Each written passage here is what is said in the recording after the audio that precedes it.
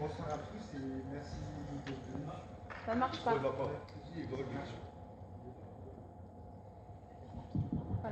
Et là Ouais.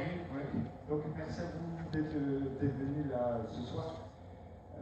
Il faut savoir une chose, je suis arrivé en 2000, exactement je suis arrivé en 98, mais vraiment ma carrière de boxeur, elle a vraiment explosé en 2000. Et moi ce que j'aime ici à West Ham, je ne suis pas un vrai West Hamien, mais je me sens comme un West Hamien. J'ai toujours boxé avec le blason de la ville de West Ham, parce que dès le départ, quand je commence à courir dans les rues, quand j'allais à Carrefour faire mes courses, je ne devrais pas dire le nom, mais quand j'allais au centre commercial faire mes courses ou quand je mettais de l'essence ou des choses comme ça, à chaque fois j'avais toujours un petit message d'encouragement de la part des West Hamiens. Et maintenant que je vis ici au Capro, en plus les gens m'ont adopté très vite. N'est-ce pas Nathalie?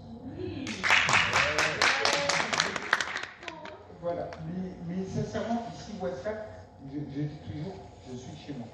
Il ne faut pas prendre mal, il ne faut pas prendre mal du tout, je ne vais pas dire que West Ham m'appartient ou des choses comme ça, mais je me sens vraiment West Hamien et j'ai pas entendu d'être West Hamien pour dire que je suis un West Hamien. Dès que j'ai commencé la boxe, je me suis senti vraiment comme un vrai West Hamien. Je vais vous laisser regarder les images, vous verrez un petit peu, mais je devais vous en parler juste un petit peu après, mais ça me fait trop plaisir. Parce que depuis la sortie du film, je reçois des coups de téléphone de personnes qui seraient intéressées à écrire un livre sur moi. Et j'ai refusé parce que je trouvais que le film, même si ça raconte une partie de ma carrière sportive, j'avais peur que pareil pour le livre, ça ne ressorte pas des choses de moi. Donc j'ai refusé par rapport à ça. Je ne savais pas ce qu'ils allaient écrire, est-ce que ça allait refléter la réalité, des choses comme ça. Jusqu'au jour où j'ai eu la chance d'avoir un journaliste qui a écrit mon premier article et qui m'a suivi toute ma carrière, qui s'appelle Gigi Barzi. Il n'est pas là ce soir, mais c'est quelqu'un qui m'a suivi, qui ne me lâche pas encore aujourd'hui. Il me passe des coups de téléphone, il veut savoir qu'est-ce qu'il y a, qu'est-ce qui ne va pas. Et on a discuté un petit peu ensemble. Et donc c'est lui qui va m'aider à écrire ce livre. Parce que je suis fort avec les gants de boxe, mais écrire un livre avec des gants de boxe, ça va être compliqué pour moi. Donc non, je pourrais pas écrire le livre. Donc en plus, le film, il a été présenté à l'étranger avant d'être présenté en France. La première, c'était à Lille. Et aujourd'hui, c'est à West Ham. Il a fait un petit tour sur la région parisienne. Mais apparemment, il y a eu un succès à l'étranger. Et ça raconte simplement une partie. Là, ce soir, j'ai ma famille qui est là, j'ai le neveu puis les nièces. Moi, je m'appelle Karim Shakir. Il y a une chose auquel je m'en veux aujourd'hui. J'ai été élevé par ma maman qui a eu 14 enfants. Je viens d'une double culture. Mon papa est d'origine algérienne, maman est métisse espagnole et française. Et ma mère, elle s'appelle Marie-Louise Binondo. C'est la femme de ma vie. Sincèrement, c'est même si aujourd'hui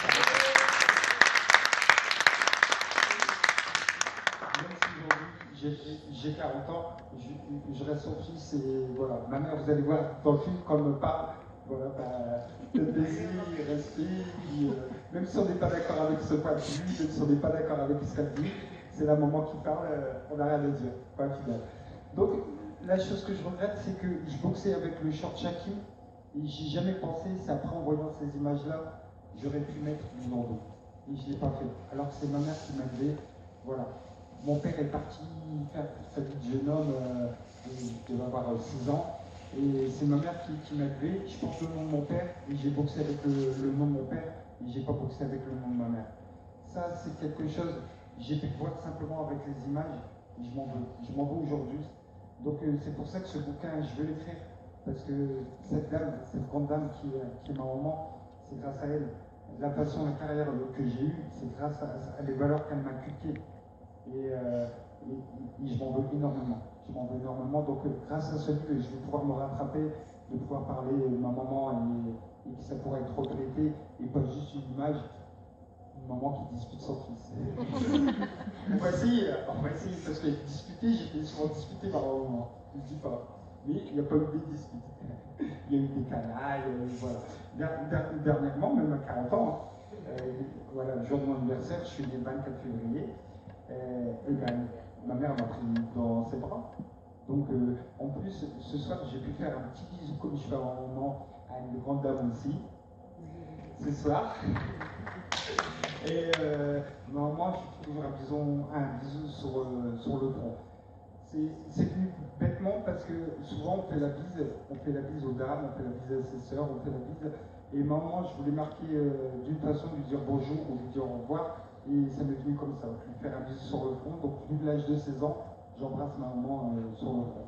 Et c'est resté comme ça. Donc, je suis ravi aussi de vous l'avoir fait ce soir. Voilà. Mais j'ai peur un peu de votre mari. C'est Madame Létard. C'est Madame Létard que j'embrasse comme ça. Mais j'ai peur de son mari. Voilà, parce que son mari, c'était mon entraîneur, et c'est un ancien boxeur aussi, et je vous promets, quand il en met une, il fait mal. Donc, monsieur Létard, je ne vais pas je vais demander l'autorisation. Donc voilà. En tout cas, j'espère que vous passerez un très bon moment, mais sincèrement, si vous avez l'occasion, c'est de lire le livre, vous en saurez plus dans le livre, parce que ce qui est dommage, on ne voit pas des petites choses. Je raconte juste une petite histoire. Avec mon entraîneur, on est parti à Londres, on a été faire un combat, c'était mon 7e combat professionnel, je l'ai su après. Mon adversaire préparait un championnat d'Europe, il était champion d'Angleterre, il cherchait, on va dire, un boxeur pour se mettre en jambes avant son championnat d'Europe. Donc ils ont fait appel à nous, on a été là-bas. Et donc quand on est arrivé à l'aéroport, ils nous ont envoyé un taxi. Et le chauffeur de taxi, donc il y avait une pancarte, c'était lui, on est parti là-bas. Je parle quelques petits mots en anglais, mais avoir une vraie discussion en anglais, je ne serais pas capable de l'avoir. Et mon entraîneur, Ali Negab, il est d'origine kabyle, et dans le taxi, c'était trop marrant. Moi j'étais à l'arrière, lui était devant avec le chauffeur. Le chauffeur lui parlait en anglais, et lui parlait en kabyle. Donc, moi, je disais, pourquoi tu parles en kabyle, il ne comprend pas. Et il me regarde, il me dit, ben, lui, il parle en anglais, je ne comprends pas. Mais je vous assure que c'est vrai. De l'arrière, on avait vraiment l'impression qu'il discutait ce qu'on comprenait. Voilà. Donc, il y a des années comme ça, on ne voit pas. C'est des choses que je vais raconter. Voilà. Après, comme je l'ai dit, il y a ma famille, il y a des choses que je ne peux pas raconter, mais là, j'avance un petit peu. Mais le peu d'anglais que je sais parler, parfois, ça a été aussi un petit peu difficile pour moi. J'ai été faire un championnat intercontinental en Italie, donc j'ai gagné. Et une chose très, très marquante là-bas, je suis fier d'être français. Sincèrement, comme je dis, je suis né en France, j'ai été à l'école en France, j'ai été soigné ici en France, j'ai mon travail ici en France, j'ai fait ma carrière en France, je suis fier d'être français. À chaque fois que j'ai boxé, j'ai toujours embrassé le drapeau bleu-blanc-rouge. Je ne vais pas vous cacher que d'un côté comme d'un autre côté, souvent j'avais des mauvaises remarques.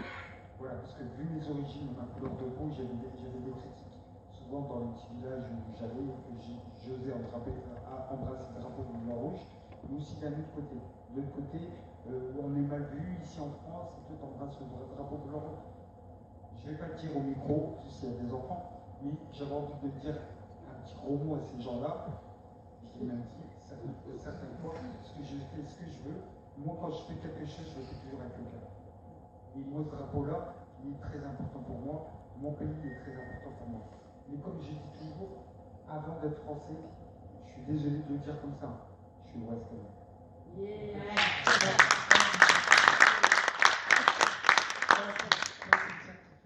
Et c'est pour ça que je vous dis que ce blason de la ville, il faudra que je demande une autorisation de la mairie parce que je boxe plus maintenant, mais j'aimerais vraiment continuer à porter, où que ce soit où que j'aille, j'ai vraiment porté, parce que pour moi je me sens plus ouest-canadien que français. Voilà. Et ça, c'est grâce à vous. C'est vraiment grâce à vous. Depuis que j'habite là, juste un exemple, je suis divorcé, c'est pareil, je suis arrivé avec mes enfants tard un soir. Et j'avais pas le temps de les faire manger, il était 7h moins quart. Si c'est moi qui aurais fait manger, j'aurais fait manger mes enfants à 7h30, après le temps de les laver, j'aurais pris beaucoup de retard.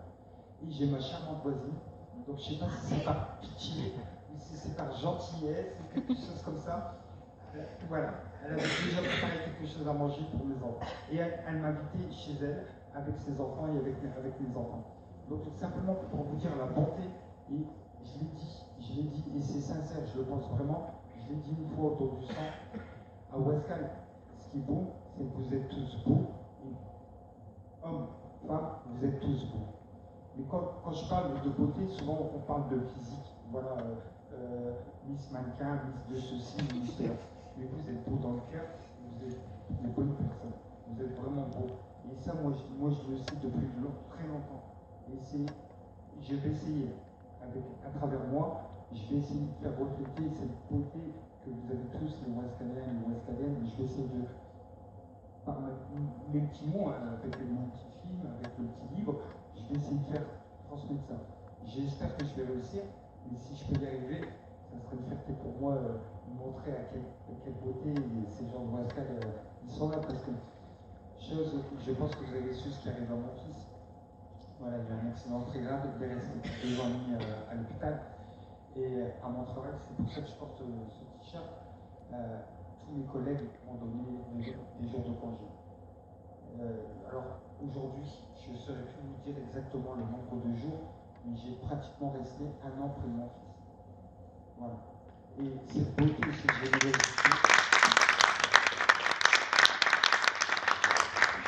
c'est pour ça que quand je dis qu'à Ouaskal, avec les jambons, c'est pour ça. Je m'y attendais même pas. Je ne connais même pas les lois du travail, mais je pense que j'avais le droit peut-être à 10 jours ou 15 jours voilà, de rester avec un enfant malade. Là, j'ai pu rester, grâce à cette générosité de mes collègues, j'ai pu rester près de mon fils pratiquement pendant 1 an. Je souhaite à personne que ça arrive. Je souhaite à personne que ça arrive, mais je vous assure que Jeanne de Flandre, c'est des magiciens. Mon fils, il était couvert de haut en bas, il était bandé, il était rouge, tomate, rouge, encore plus rouge, tomate.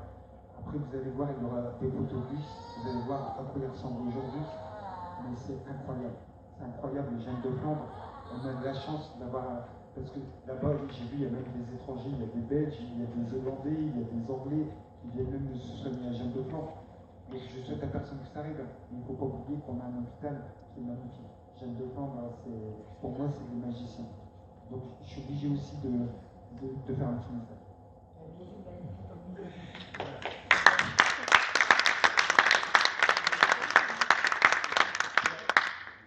Sachez aussi que c'est aussi Ouaskal, vous en remarquez aussi une chose, c'est que avec les enfants, en tout cas pour moi, si je peux apporter aussi quelque chose aux enfants, ça c'est important. Donc j'ai pu faire des activités aussi box pour les enfants, partager ces moments-là. Regardez, le petit là, il vient comme ça, c'est simplement pour montrer que voilà. Le contact passe bien et le film passe bien ici, donc peut-être un jour on aura un futur champion, il est déjà là. Voilà. Donc, bon, on va y aller, on va regarder ça. Ah, j'avais oublié une chose. Donc, sincèrement, j'ai oublié de remercier une personne aussi, sincèrement, parce que cette carrière que j'ai faite, on a remarqué aussi une chose chez moi, c'est que je travaille énormément. Je commençais le footing le matin, je faisais 1h50 de footing, plus le soir, je faisais 3 heures d'entraînement intensif. Avant que je sois champion de France, je commençais mon travail, je commençais à 8h du matin. Je me levais à 4h du matin, j'allais courir, je rentrais, je prenais ma douche, je partais au boulot, je sortais du boulot, j'allais à l'entraînement, je faisais mes heures intenses d'entraînement et après je rentrais chez moi. J'ai vraiment du mal à devenir champion de France. Si ma carrière a pu exploser après avoir été champion de France, c'est grâce à un homme. Tout à l'heure, je parle de la vie de Ouaskal, mais j'ai eu la chance de pouvoir rencontrer Gérard Merville. Gérard Merville, c'était mon premier entraîneur à Michi qui m'a fait découvrir la boxe. Pour ça, moi et Gérard, je pense que c'est une grande histoire d'amour. C'est le premier entraîneur qui m'a fait découvrir à la boxe, Gérard Merville. Et celui qui m'a permis d'avoir une très belle carrière professionnelle, Gérard Merville. Donc ce monsieur-là, il a déclenché vraiment quelque chose dans ma carrière qui a été énorme. Donc ce monsieur-là, tout à l'heure, je lui ai dit que j'ai sa permission, que je n'ai pas sa permission. Bref, en tout cas dans le bouquin, il va paraître.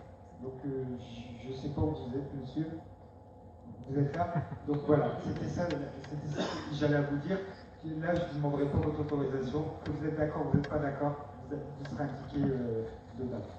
Comme sincèrement tous mes collègues, ils seront aussi dans le plan. Parce que ça, franchement, j'ai une idée de titre, j'en ai parlé aussi avec le journaliste. C'est le plus gros KO de ma vie, puisque mon dernier combat, il s'est terminé par un KO. Il faut dire que j'avais 38 ans. De toute ma carrière, c'est moi qui mettais KO mes adversaires. Et j'ai toujours dit, on m'a dit, Karim, tu vas arrêter quand ta carrière de boxeur? J'ai dit, je l'arrêterai du jour où on m'a mis KO. Et j'ai respecté ce que j'ai dit, on m'a mis KO, j'ai arrêté la boxe. Mais voilà.